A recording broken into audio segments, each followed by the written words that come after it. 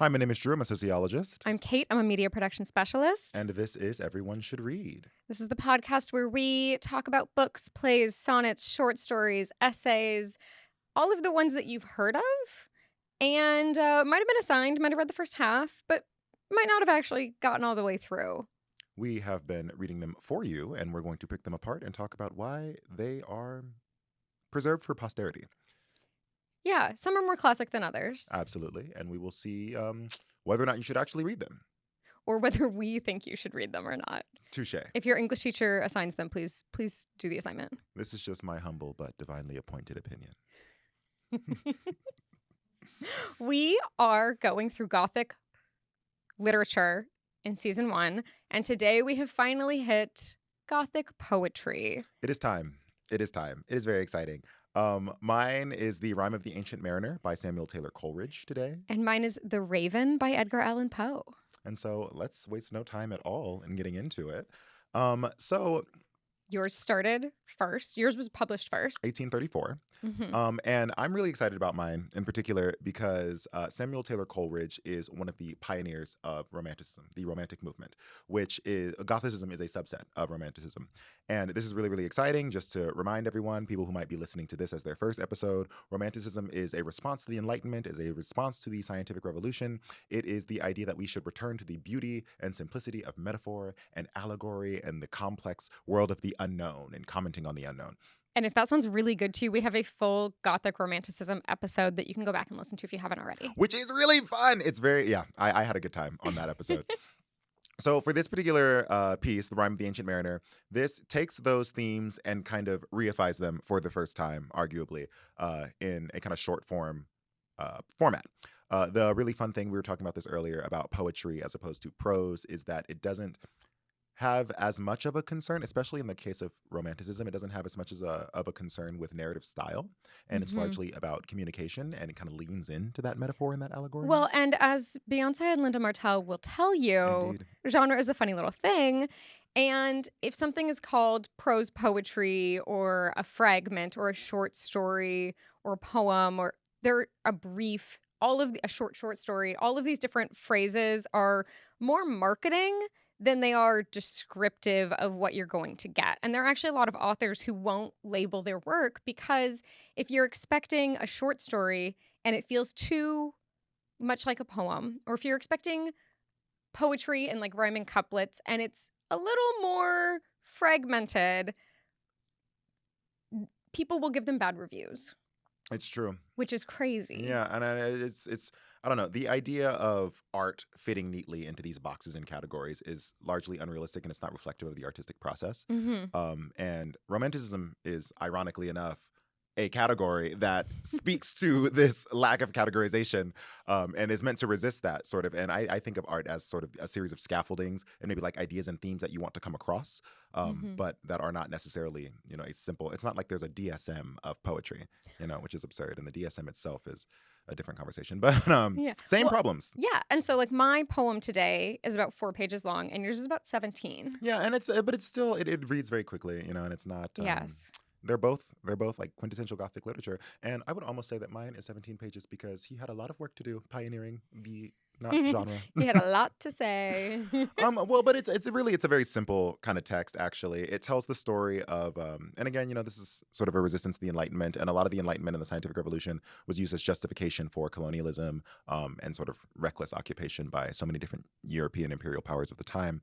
And so he writes this story about this guy who is sailing with a large crew down into the Antarctic. And they're really kind of having a good time. The sun is overhead. It's really hot, but there is a mist that's kind of serendipitous. It's very nice, and it's keeping them cool. The wind is strong in the sails. The currents are good. They're all having a good time. And this albatross comes to hang out with them, and it eats their food, and it parties with them. Like, not parties. It's not like an anthropomorphized bird, but it's, they're having a good time. It's like man's best friend, except man's best friend is a bird. And the person recounting this story does not tell us why, and it doesn't seem like he really knows himself, but he kills the albatross. He shoots it with his crossbow. The albatross dies. And I think this sort of mindless destruction is what Coleridge is commenting on in this way.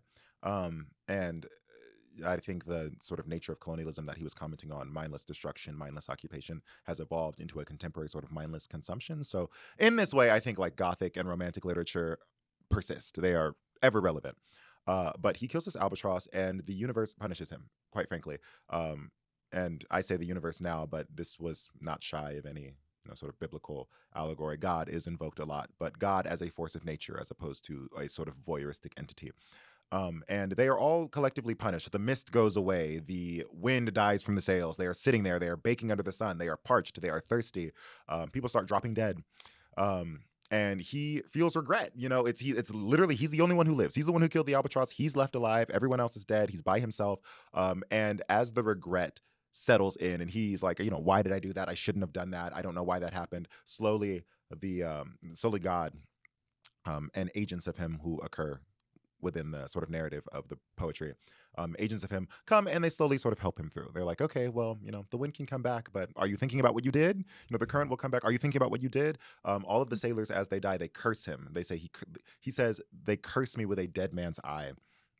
And they're animated by spirits, but they are dead. They are formally dead.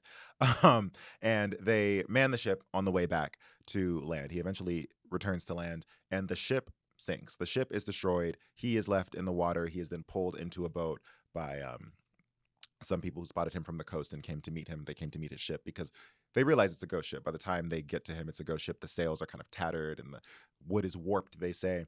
And so there's really kind of no telling how long he was there, how long he was sort of in this prison of recompense.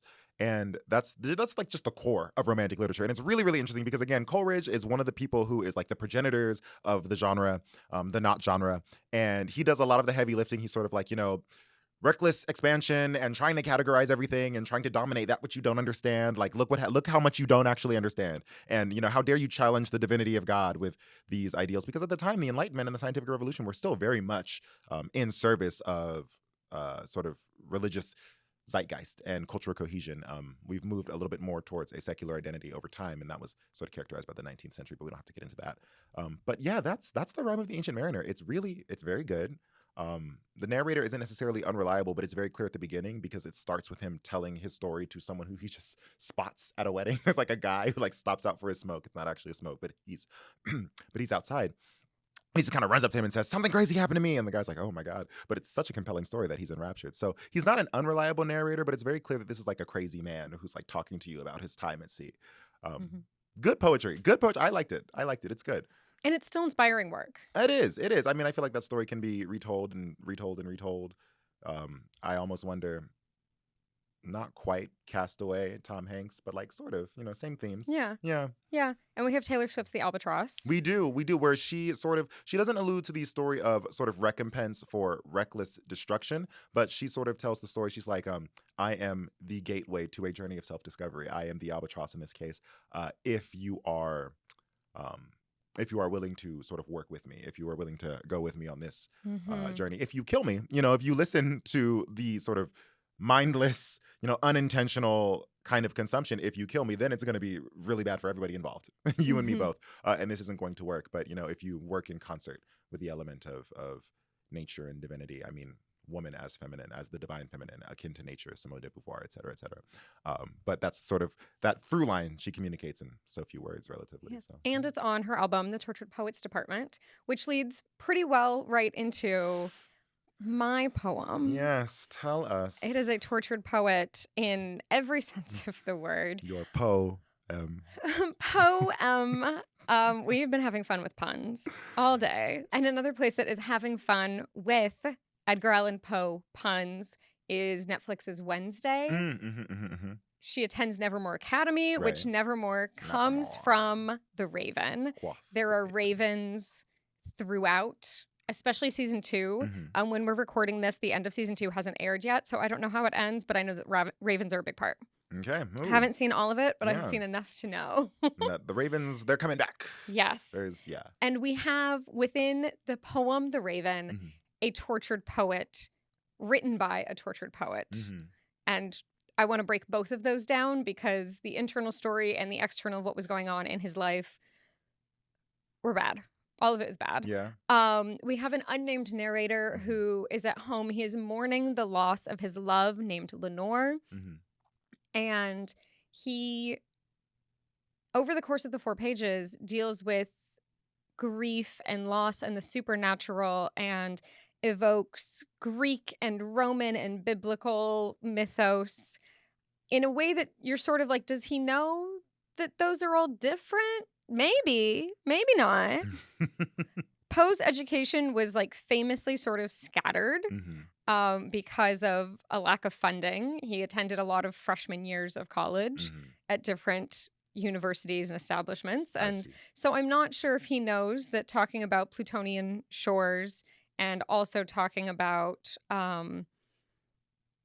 Greek gods at the same time, like line after line, Greek and Roman gods are going back and forth. And we have references to Gilead and different biblical stories. It's really interesting. It talks a lot about how it's very dark academia and the sort of idea that someone should know all of these references. The poem is not very long, but it is so rife with references to other classic works and older works. This one was published in 1847. Do you feel like this sort of blending together of different sort of allegorical narratives historically lend it a greater romantic character, or do you think it's just a guy throwing things to the wall and seeing what sticks? Well, and so that's the thing. We don't know. And I kind of love that because it allows the reader to occasionally be like, oh, I get all of these references. I feel incredibly smart. I know what all of these different characters and these stories mean. And so when you use referential anything as a storytelling device, it allows the audience to sort of like jump ahead. It's like you can skip to understanding exactly what he's talking about because you know all of the other parts of that story. He doesn't need to break down and go on for pages about someone has died and they're wafting on the shores down in Hades. They are away from me and I will never get them back, sort of thing. But then the poem does sort of descend into madness. So like it could go either way. And I think that is up to interpretation, which I really love about poetry and Gothic literature in general, is that so much is up to the reader's interpretation. And we have talked a lot about how, depending on the adaptation that you see or watch or hear or listen to, you're going to find different variations, different adaptations. Someone is going to be like, I like it this way better. I think they're in love. I don't think they're in love. I think she's lost from him in a different way or a different concept. And depending on how open-ended a story ends, you have all sorts of options. And so with The Raven, this unnamed narrator is at home. He is mourning the loss of his great love. And he starts hearing this knock on the door and he's like, go away, leave me alone, go away. And then it starts knocking on the window and he's like, please just like, let me mourn in peace. Let me just lay here. Let me just be in my misery, in my sadness, in my grief. And he finally goes and it's a raven. And it's a raven who can talk. So we have all sorts of elements of... A lot of ravens can talk, like kind of like parrots. Ravens can talk. Yes. Which is really strange and creepy. I was watching videos the other day in anticipation of... We do a lot of research for this podcast, let me tell you, because I was watching videos of ravens mimicking their like... I don't want to say owners, but like the humans they have adopted or allowed to adopt them. Cutie, yeah, true. Super cute. And the human will make a noise and the raven will like mimic almost perfectly the noise. They can talk, yeah. Yeah. So anyway, this raven likes to say the word nevermore. Real. And the poetry is in an ABC BBB stanza style where all of the B's rhyme with Lenore. So you have door, you have nevermore, you have or. Listen, he's telling a story. He's certainly communicating. There's a lot of other rhyming within like the A and C lines, which is also fascinating to me. And I love the way that he plays with it, but the B's are hard OR sounds, which is really lovely. And gives a really beautiful cadence to how you feel like you should be reading it. And I love when a story instructs the reader like that. Oh, yeah. I think that Yeah, implicit to there's the. sort of like guide rails on Hmm. how the story should go. Hmm. No matter who's reading it, no matter what time in history, they're going to be using the same rhythm, the same cadence. And I Yeah. think that's really beautiful.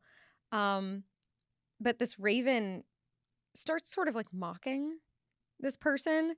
And the poem is, depending on your interpretation, the narrator's descent into madness Hmm. through grief, I see. which is really beautiful and really lovely. And it comes out of a time in the author's life that was not.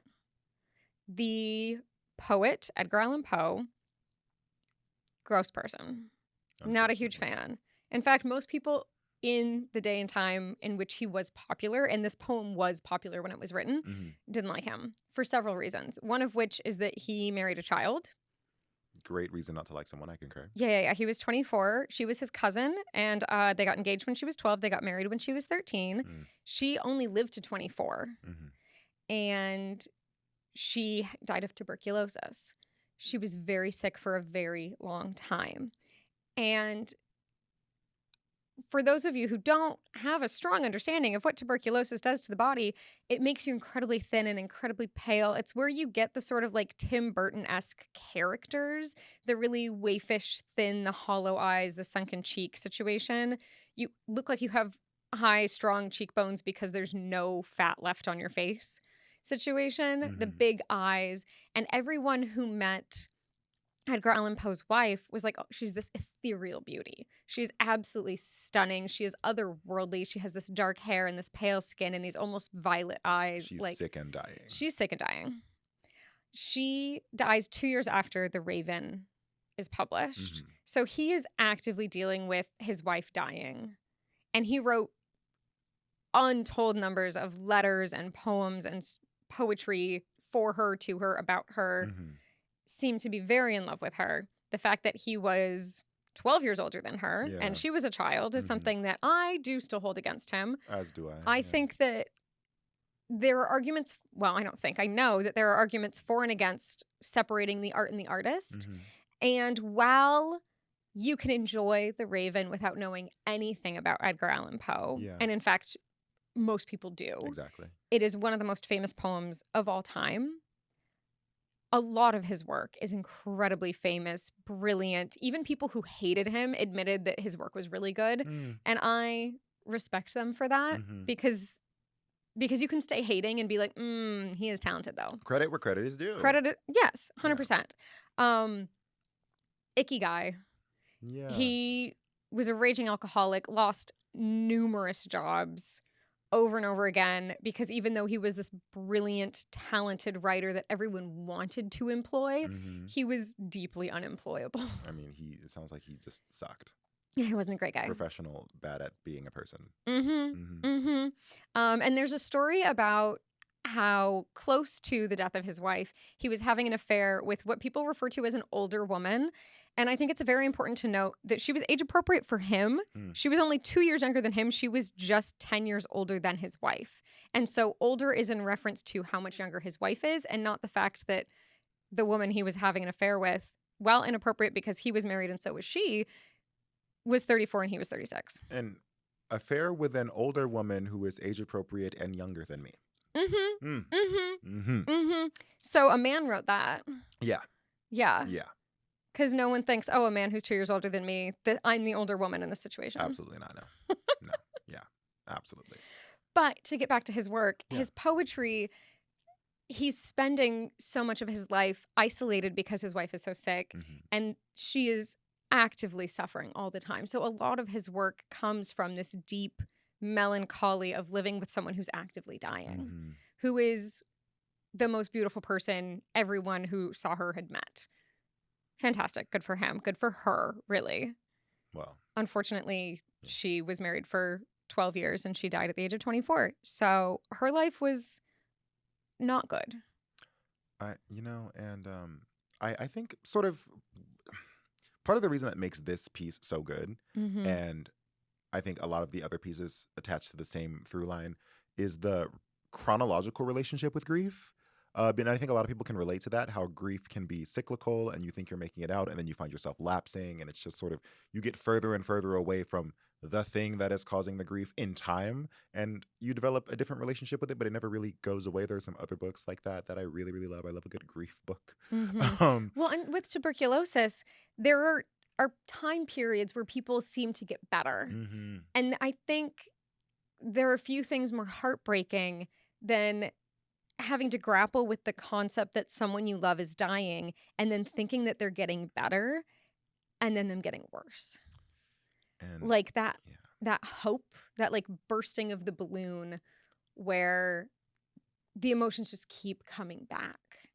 If you do not want to dig into the works of Poe, if one does not want to dig into the works of Poe, but want to explore something that kind of reflects this, I don't know where we're gonna get it into a season. I don't know what season, but A Monster Calls by Patrick Ness is my favorite story about dealing with grief and like the ebb and flow and will this person be okay or will they not, and what that does to you and how you deal with that even when it's like catching you off guard. Oh my gosh, such a good one. We like currently have it slated for possibly season 3, but that's so far away from now. So And like honestly, the book I read for next episode changed 3 times. So like anything could happen. anything good, but if you can read it, oh my gosh, I recommend it so hard. It's such a good book. It's one of my favorites. It makes me cry every time. Yeah. And it's a short read. I read Yeah. it on airplanes and I cry by the time we're landing. Yeah. Maybe And I should stop. if you have a relationship where with authors and creators where you don't want to separate the art from the artist, I recognize that. I understand that. I Mhm. feel that. There are a lot of musicians that I don't listen to anymore because they still have access and opportunity to benefit from my patronage, and I don't appreciate that. But I think that when someone has been dead for a long time, I feel a little Yeah. better about the fact that they're not continuing to perpetrate harm on those around them. Mhm. And his work is, I mean, even people who hated him really loved it. Yeah. So there is something to unpack there. He also has The Telltale Heart and Annabelle Lee. Mhm. You can usually buy his work in like a collection anthology, Mhm. and it's really, unfortunately, really beautiful. So, with that in mind, should everyone read The Raven? Maybe, Maybe. like I said, if you have issues with separating art from artist, Mhm. and I respect that, if that is the case, then no, Okay. terrible person, walk away, leave it alone. Yeah. If you want to read some of the most heartbreaking, haunting, grief-stricken work you've ever encountered, Mhm. yeah, dig right in. Okay. It's really beautiful. Well, alrighty. How do you feel? Do you think everyone should read Rime of the Ancient Mariner? With Rime of the Ancient Mariner, which I enjoyed, here's the thing. I think everyone should read it because it's short. It's not like like read it on your commute. It's really not hard. It is poetry. You're not going to understand all of the language, but that's fine because it's the beginning of Romanticism. If you want to understand the different eras of literature and literary movements, you should absolutely, you have to read it. Like that's what makes the most sense. But for your life, if you want to be just like a well-versed, sort of savant of arts and culture and all those things, I don't think you have to read Rime of the Ancient Mariner. You can read some other Romanticism. I think the core tenets of Romanticism are there. I think you can read some good poetry. I think you can read contemporary Romanticism if you want to understand Romanticism. But if you are going to do a deep dive and have a relationship with the chronology of Romanticism, Rime of the Ancient Mariner is your one. Mm-hmm. Yeah. And if you take nothing else away, Quoth the Raven, Nevermore, and Shooting the concur. Albatross Down are the 2 big cultural references that you are going to get from both of these stories. Respect the birds. Respect the That's what it's birds. giving.